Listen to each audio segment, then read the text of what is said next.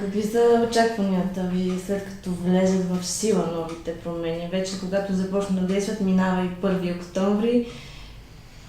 Какво ще стане? Или отново трябва да изчакаме време да мине да... Да, този профил на купувача е нещо съвсем съвършено ново в закона. Такова нещо не е съществувало до този момент. Все пак влизането в сила от 1 октомври на тази част от закона ще позволи да бъдат изработени тези сайтове или част от сайтове, или не знае, всеки възложител ще решава сам за себе си.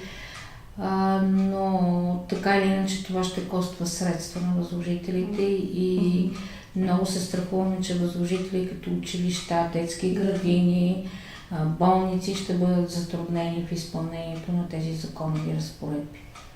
Защото това си е един разход. И то, според нас, съобразно измененията на закона за обществените поръчки, разходите за възложителите се увеличават.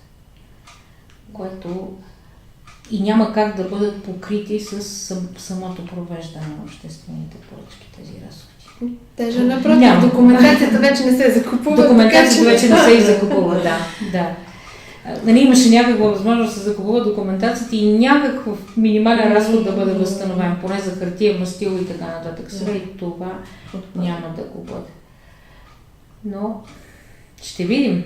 Всичко практиката ще покаже как ще се случи.